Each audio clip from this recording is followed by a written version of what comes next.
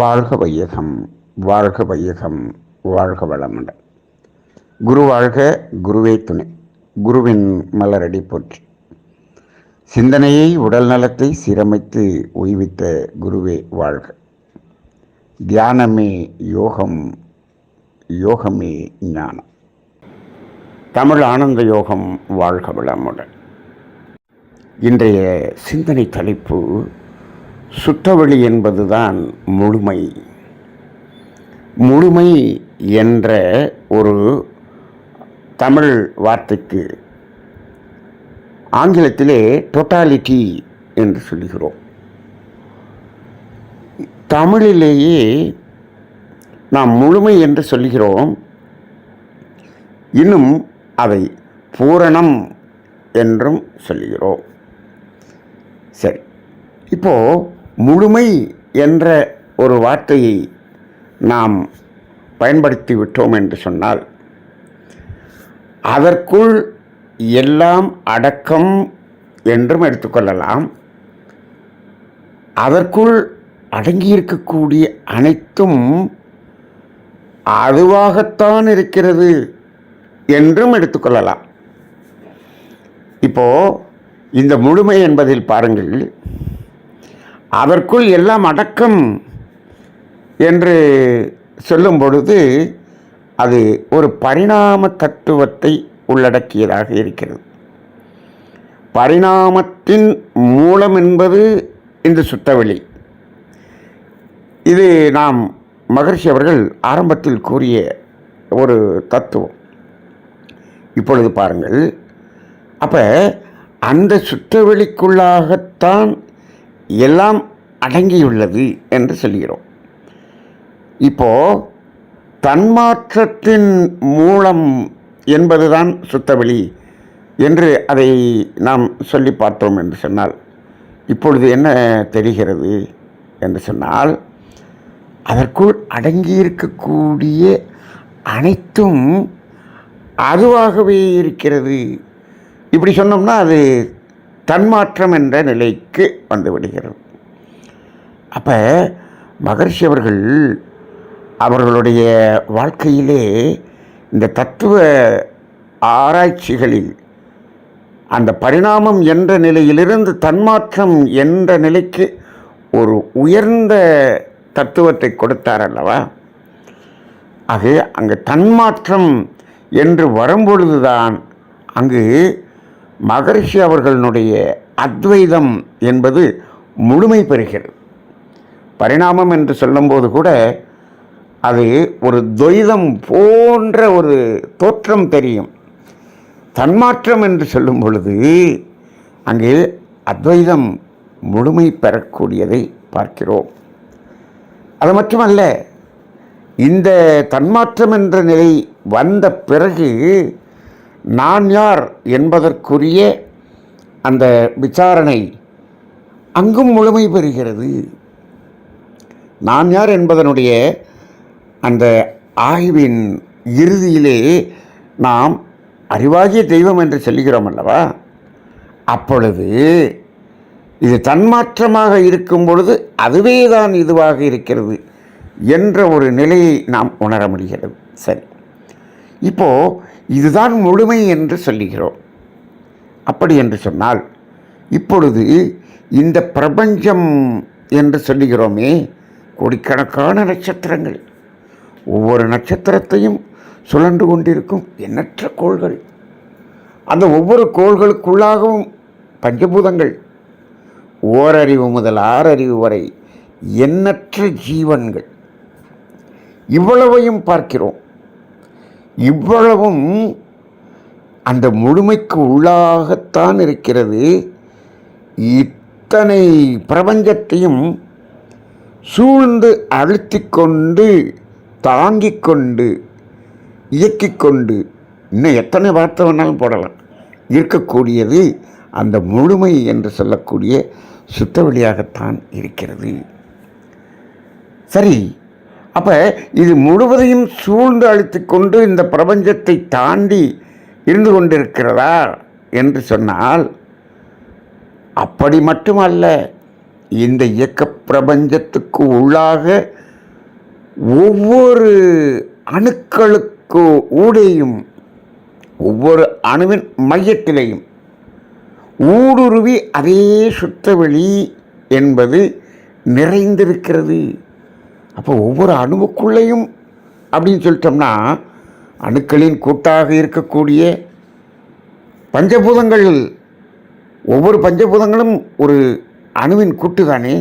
அப்போ ஒவ்வொரு அணுவுக்குள்ளாகவும் ஊடுருவி அதன் மையத்திலும் இருக்கக்கூடியது என்று சொன்னால், அப்போ அந்த பஞ்சபூதங்கள் அனைத்தினுள்ளும் முழுமையாக ஊடுருவி அந்த ஒவ்வொரு அணுவுக்கும் இடையேயும் அதே சுத்தவெளி இருந்து கொண்டு, அப்படி பார்த்தால் இப்போ பாருங்கள், அந்த முழுமை என்று சொல்கிறோமே, அது இந்த இயக்க பிரபஞ்சத்தை சூழ்ந்து தாங்கி கொண்டு இருப்பது மட்டுமல்ல, இந்த இயக்க பிரபஞ்சத்துக்குள்ளாக இயக்கத்துக்குள்ளாகவும் ஊடுருவி ஊடுருவி ஊடுருவி அந்த சுற்றவெளி என்பது இல்லாத இடமே இல்லை என்று சொல்லக்கூடிய அளவுக்கு உள்ளும் புறமுமாய் பாரதியார் சொல்லுவார்.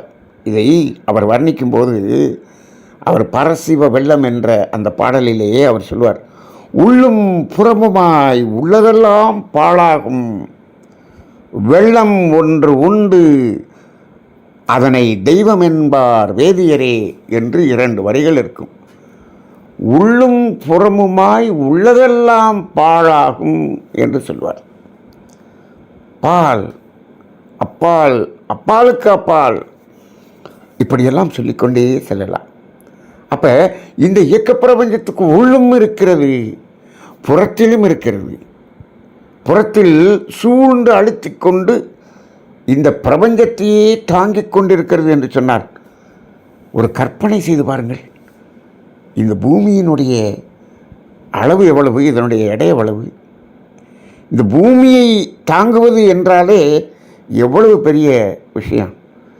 இந்த பூமி இருக்கக்கூடிய சூரிய மண்டலம், இது ஒரு நட்சத்திரம், இதுபோல் கோடிக்கணக்கான நட்சத்திரம் அத்தனையும் தாங்கி கொண்டு இருக்கக்கூடியது என்று சொன்னால், அப்போ அந்த முழுமையாகிய அந்த சுற்றவெளியினுடைய வல்லமை, ஆற்றல் எவ்வளோ அளப்பெரியது.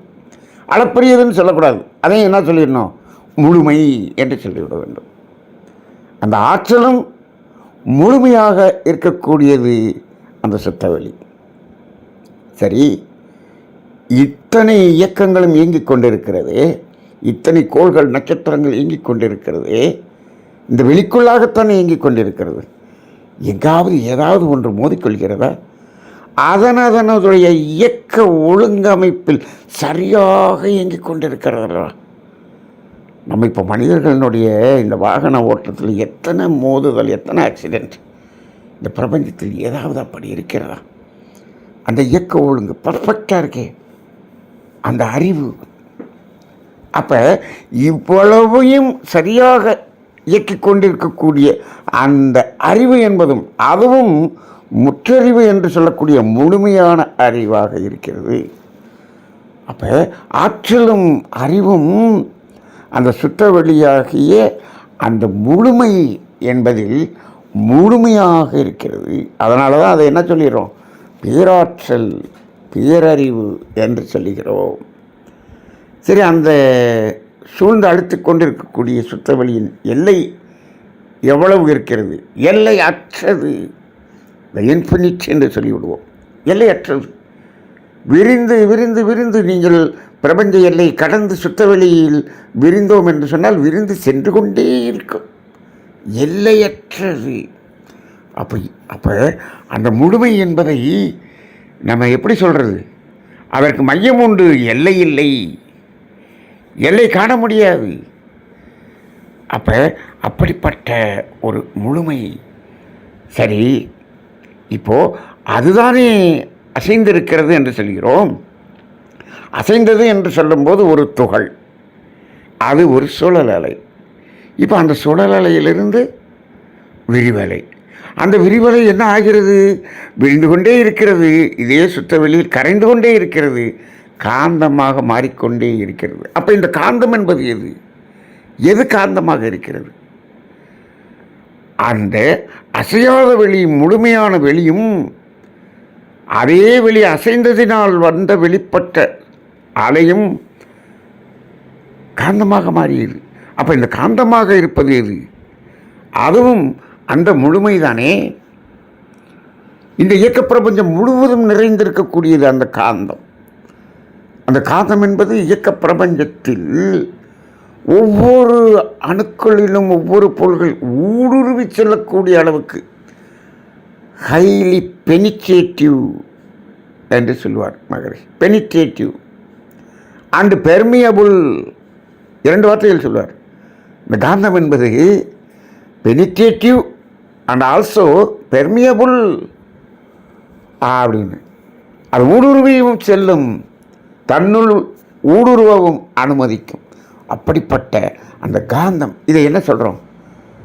காந்த வெளி என்று சொல்லுகிறோம் பிரபஞ்சம் முழுவதும்.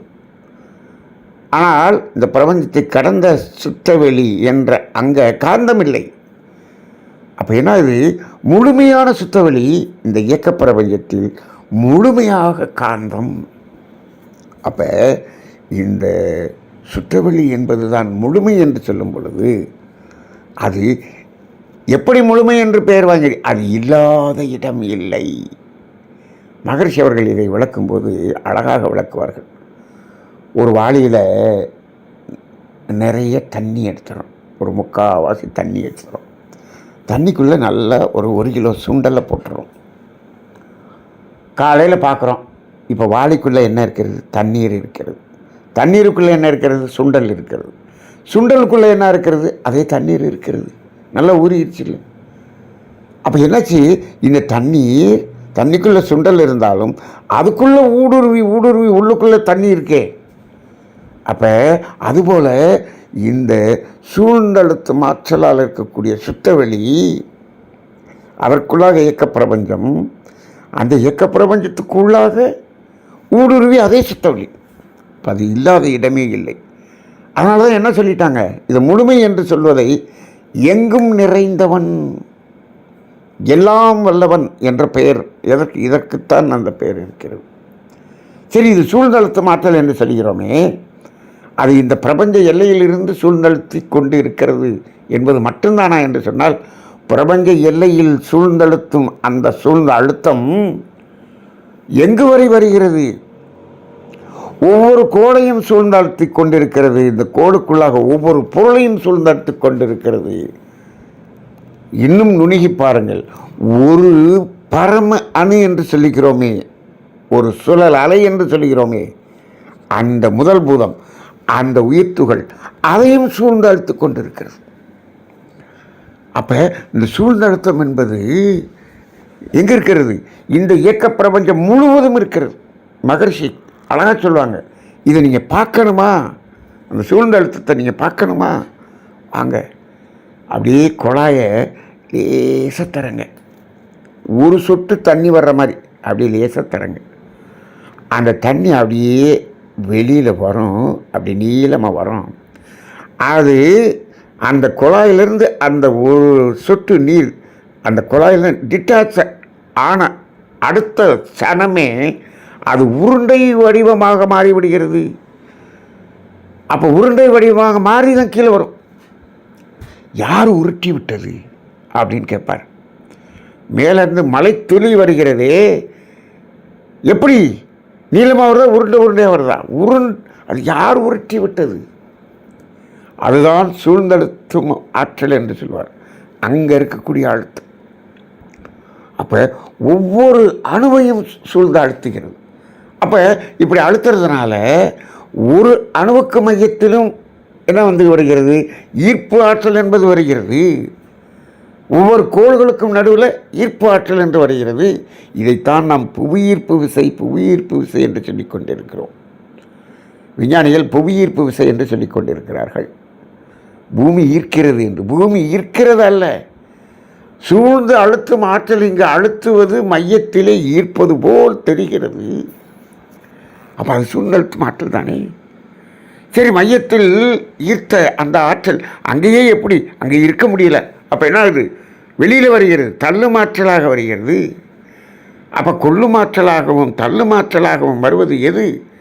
இதே முழுமையாகிய அந்த சுத்தவெளியினுடைய சூழ்ந்தழுத்தம் தானே. கொள்ளுமாற்றல் தள்ளுமாற்றல். இப்போ பாருங்கள், இந்த கொள்ளுமாற்றல் என்பதனால் என்ன ஆகுது? அணுக்கள் நெருங்குகிறது. ஆனால் தள்ளுமாற்றல் என்பதனால் இரண்டு அணுக்கள் ஒன்றாக இணைய முடியாமல் என்ன ஆகுது? நெருங்கி மட்டும் நிற்கிறது. அப்போ இந்த தள்ளுமாற்றல் என்ற ஒன்று இருப்பதனால் இரண்டு அணுக்கள் ஒரு அணுவாக சேர முடியாது, மாற முடியாது. இதைத்தான் நம்ம என்ன பண்ணுறோம்? இரண்டு உயிர்கள் ஒரு உயிராக மாற முடியாது என்று சொல்கிறோம். எவ்வளவு பெரிய ஒரு தத்துவம்! அவ்வாறு இந்த பிரபஞ்சம் முழுவதும் ஆற்றலாக. அப்போ இப்படிப்பட்ட காந்தம், இப்போ காந்தம் என்பது எது? அதே சுற்றவெளியாகிய முழுமைதான் இயக்கத்தில் காந்த வெளியாக, காந்த கடலாக இருக்கிறது. இப்போது நம்ம அனுபவத்தில் பார்க்கும் பொழுது அதே காந்தம் 5 பஞ்சபூதங்களில் அழுத்தம், ஒளி, ஒளி, சுவை, மனமாக மாறுகிறது என்று சொல்கிறோம். சரி, அதன் பிறகு உயிரினங்கள் என்று வரும் பொழுது இந்த அழுத்தம், ஒளி, ஒளி, சுவை, மனதை உணர்வதற்கான மனமாக மாறுகிறது என்று சொல்கிறோம். எப்படி? அப்படி உணர்வதற்கு மனமாக வந்தது எது? அதே சுத்தவெளியாகிய இறைவெளிதான் வருகிறது. அந்த 5ஐயும் உணர்ந்த பிறகு தனித்த மனமாக அது எதை உணர்கிறது? அதே சுத்தவெளியாகிய இருப்பு நிலையை உணர்கிறது. இப்போ பாருங்கள், இருப்பு நிலையை இயக்க நிலையாக வந்து அது இயக்க நிலையிலிருந்து இருப்பை நோக்கி நகர்ந்து இருப்பையே உணர்கிறது. தானே வெளிப்பட்டு தன்னையே உணரும் ஒரு நாடகம்தான், ஒரு திருவிளையாடல் தான் இந்த பிரபஞ்சத்தில் நாம் பார்த்து கொண்டிருக்கிறோம். இவ்வளவுதான் இறைவனின் கதை, அவ்வளவுதான். அப்போ பாருங்கள், இந்த சுற்றவெளியாகிய தெய்வம் முழுமை என்று சொல்கிறோமே, இப்படியே அதை நாம் பேசிக்கொண்டே சென்றோம் என்று சொன்னால் இங்கு அந்த சுற்றவெளியை தவிர வேறு எதுவுமே இல்லை என்ற நம் மனம் ஒரே ஒரு முழுமை என்ற ஒரு பார்வையை பார்க்கும். அதுதான் ஞானம். அந்த இடத்தில் எங்கே இல்லை, என்ன இல்லை? அந்த துவைதம் என்பது இல்லை, அந்த அத்வைதம் என்ற நிலைக்கு வந்து விடுகிறோம். அந்த நிலைக்கு வந்துட்டோம்னா நம்ம மனமும் சுத்தவெளியாக மாறிவிடும். எப்படி? அசைவில்லாத மனமாக மாறிடும். அதைத்தான் தனித்த மனம் என்று சொல்கிறோம். ஆக முழுமை சுற்றவெளி என்பதுதான் முழுமை, மற்றது எல்லாமே ஃப்ராக்ஷன். இப்போது அதை டோட்டாலிட்டி என்று சொல்கிறோம், இது எல்லாத்தையும் ஃப்ராக்ஷன் என்று சொல்கிறோம். மகரிஷி அவர்கள் சொல்லுவார்கள், ஃப்ராக்ஷன் டிமாண்ட்ஸ், டோட்டாலிட்டி சப்ளைஸ் அப்படின்னு சொல்லுவாங்க. அப்போ அது அள்ள அள்ள அள்ள குறையாத அளவுக்கான ஒரு ஆற்றல், அதுதான் காந்தம். இந்த பிரபஞ்சத்தில் இருக்கக்கூடிய காந்தத்தை நீங்கள் எவ்வளவு அள்ளினாலும் அது குறையுமா? இதைத்தான் எப்படி சொன்னார்கள்? அட்சய பாத்திரம் என்று சொன்னார்கள்.